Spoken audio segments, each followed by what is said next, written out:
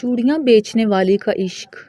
वो चूड़ियाँ बेचने वाली लड़की हमारे गांव में रहती थी और मैं चौधरियों का लड़का, उसको मुझसे इश्क हो गया था। वो मुझे अक्सर कहा करती थी, ओए मेरे से शादी कर ले, सारी ज़िंदगी बैठ के खिलाऊंगी। तेरे लिए मुझे भीख भी मांगनी पड़ी तो मैं मांग लूँगी, फिर तो वो मेरे साथ ब्याह ही कर ले। फिर वो एक रोज़ गांव छोड़कर चली गई। सब दोस्त कहने लगे, चलो बाहू सुल्तान दरबार पर चलते हैं। कभी भी चूड़ी बेचने वालियों को आपसे प्यार हुआ है, वो करती है ना मोहब्बत, देखना कभी मुझसे हुआ था एक चूड़ियाँ बेचने वाली को प्यार।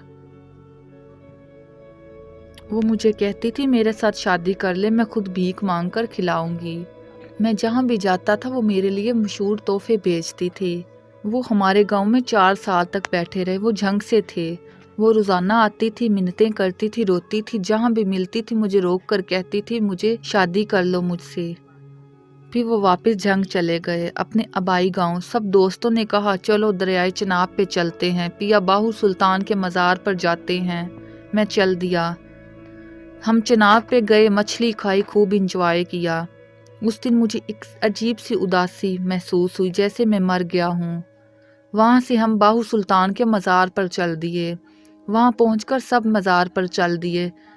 मैं नहीं मानता था इन पीरों और फ़कीरों को, इसलिए मैं अपनी कार के पास ही खड़ा हो गया। किसी ने मेरा बाजू पकड़ा और एक आह सुनाई दी, मसात मेरी दुआ रंग ले आई, तेरा दीदार हो गया, साड़ी ईद हो गई।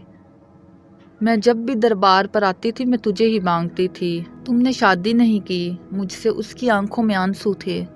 भीख मांगना, चूड़ियाँ बेचना मेरा कसूर तो नहीं, ये मेरी किस्मत का लिखा है। तो तुमने मुझे सज़ा क्यों दी? वो बहुत रोने लगी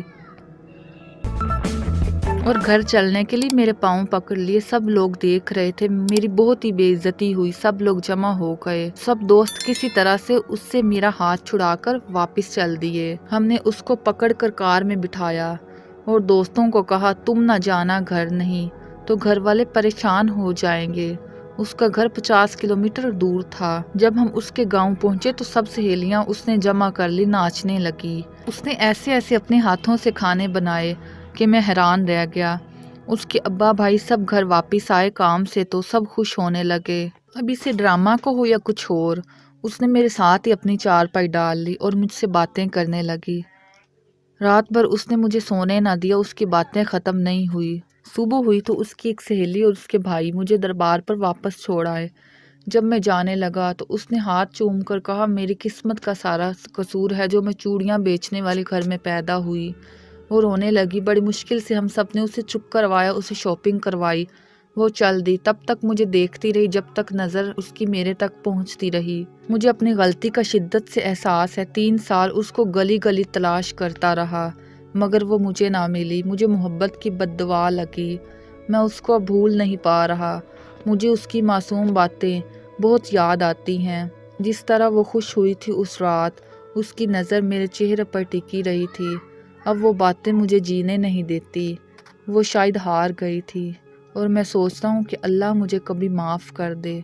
क्या प्यार ही सब कुछ होता है?